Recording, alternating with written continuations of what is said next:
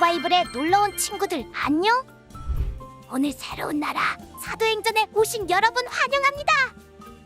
사도행전에는 예수님이 부활해서 하늘로 올라가신 후에 사도들이 했던 일들이 나타나 있어.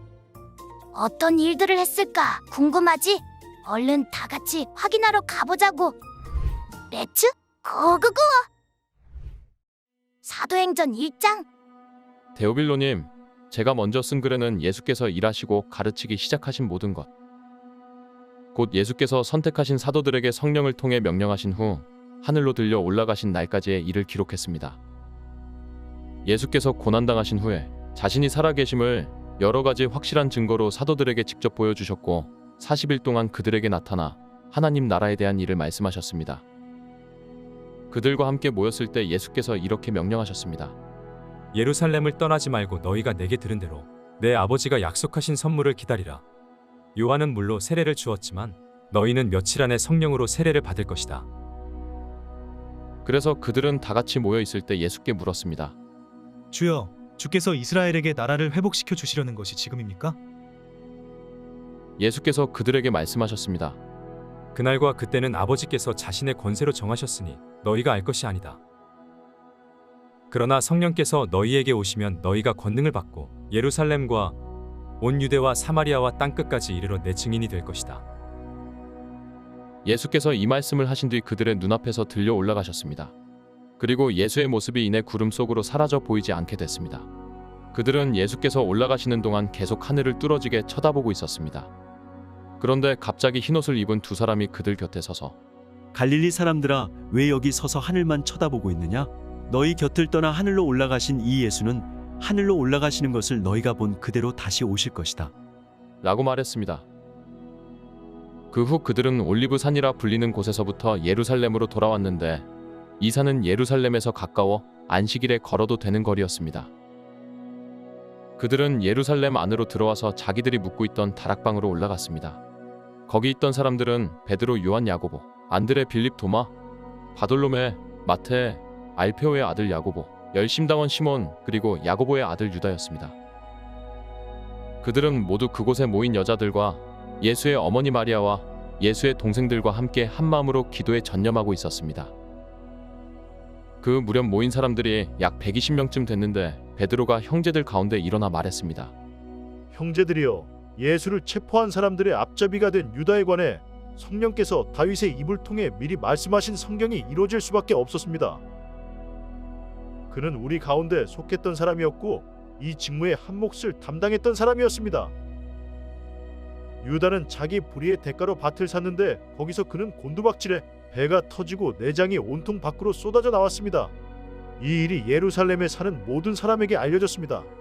이 밭을 그들의 지방 말로 아겔다마라 불렀는데 그것은 피의 밭이라는 뜻입니다. 그런데 시편에 그의 거처를 폐허가 되게 하시고 그곳에 아무도 살지 못하게 하십시오 라고 기록됐고 또 다른 사람이 그의 직무를 차지하게 해 주십시오 라고 기록됐습니다. 그러므로 주 예수께서 항상 우리와 같이 다니던 동안에 곧 요한이 세례를 주던 때부터 시작해 예수께서 우리들 가운데서 하늘로 올리어 가시기까지 함께 다니던 사람들 가운데 하나를 뽑아 우리와 함께 예수의 부활에 대한 증인이 되게 해야 합니다. 그래서 사도들이 두 사람, 곧 바사바 또는 유수도라고도 불리는 요셉과 마띠아를 추천했습니다. 그리고 그들은 모든 사람의 마음을 아시는 주여, 이 두 사람 가운데 주께서 택하신 사람이 누구인지 보여주셔서 이 봉사와 사도의 직무를 대신 맡게 해주십시오. 유다는 이것을 버리고 자기 자리로 갔습니다. 라고 기도했습니다. 그러고 나서 그들이 제비를 뽑았는데 마띠아가 뽑혀서 그가 11 사도들과 함께 사도의 수에 들게 됐습니다. 사도행전 2장. 마침내 오순절이 이르렀을 때 그들이 모두 함께 한 곳에 모여 있었습니다. 그때 하늘로부터 갑자기 급하고 강한 바람 같은 소리가 있었고 그들이 앉아있던 온 집을 가득 채웠습니다. 그리고 마치 불같은 혀들이 갈라지는 것이 그들에게 나타나 그들 각 사람 위에 임했습니다. 그러자 모두 성령으로 충만함을 받고 성령께서 그들에게 말하게 하심을 따라 그들이 다른 방언으로 말하기 시작했습니다. 그때 세계 각 나라로부터 온 경건한 유대 사람들이 예루살렘에 머물고 있었습니다. 그런데 이런 소리가 나자 많은 사람들이 모였는데 각자 자기들의 언어로 제자들이 말하는 것을 듣고 모두 어리둥절했습니다. 그래서 그들은 놀라 이상하게 여기며 말했습니다. 보십시오. 지금 말하고 있는 이 사람들은 모두 갈릴리 사람들이 아닙니까? 그런데 우리가 각자 태어난 곳의 말로 듣고 있으니 어찌 된 일입니까? 우리는 바데 사람들과 메데 사람들과 엘림 사람들이며 메소포타미아, 유대, 갑바도기아 본도, 아시아, 부르기아, 밤빌리아, 이집트, 그리고 구레네에 가까운 리비아 지역들에 사는 사람들이며 로마로부터 온 나그네된 유대 사람들과 유대교로 개종한 사람들이며 크레타 사람들과 아라비아 사람들인데 우리는 지금 저들이 말하고 있는 하나님의 큰일들을 우리 각자의 말로 듣고 있습니다. 그러자 모든 사람들이 놀라 당황해 이것이 도대체 어찌된 일입니까? 하고 서로에게 말했습니다. 그러나 어떤 사람들은 그들이 새 술에 취했다. 라고 조롱하며 말하기도 했습니다. 그러자 베드로가 11사도와 함께 서서 자신의 목소리를 높여 그들에게 선포했습니다.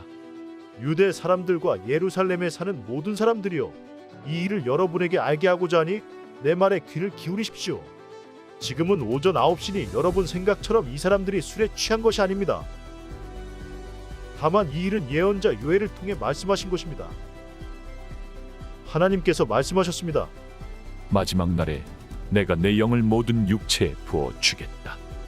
그래서 너희 아들들과 너희 딸들은 예언을 하고 너희 젊은이들은 환상을 보고 너희 나이 든 사람들은 꿈을 꿀 것이다. 그날에 내가 내 남종들과 여종들에게도 내 영을 부어 주겠다. 그래서 그들이 예언을 할 것이다.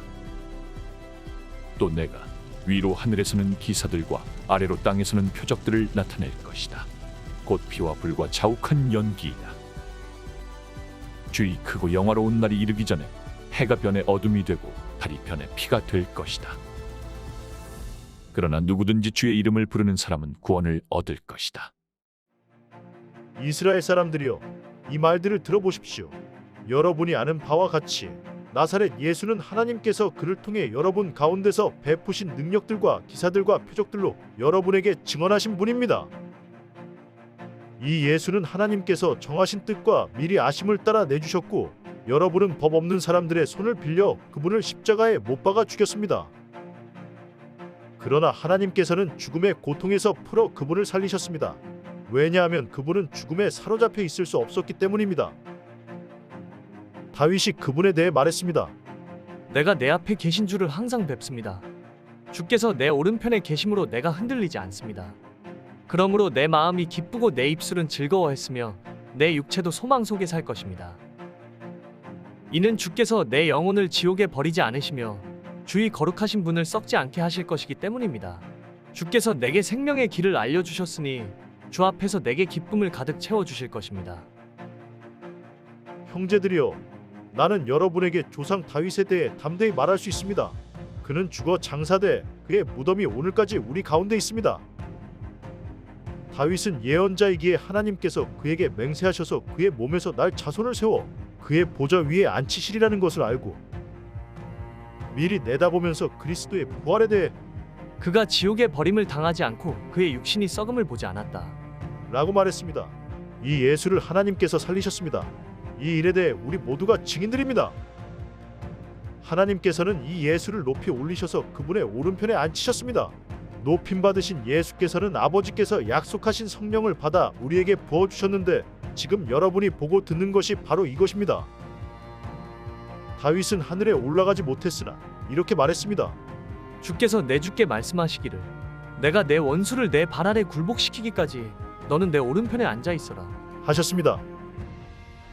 그러므로 이스라엘 모든 집은 확실하게 알아두십시오.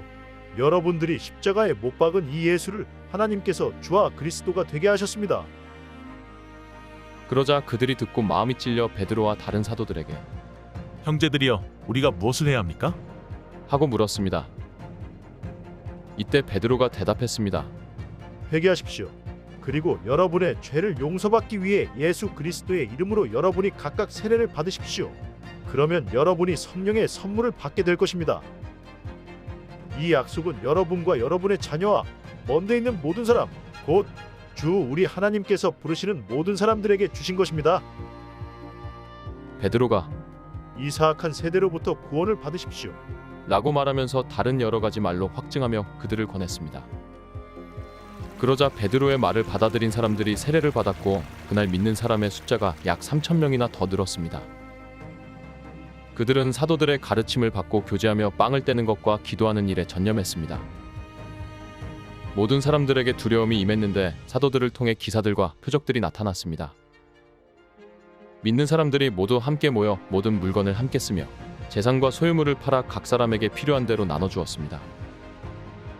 그리고 날마다 성전에서 한 마음으로 모이기를 힘쓰고 집집마다 빵을 떼면서 기쁨과 순수한 마음으로 음식을 나눠 먹었습니다. 그리고 하나님을 찬양하고 사람들로부터 칭찬을 받아 주께서 날마다 구원받는 사람들을 더하게 하셨습니다.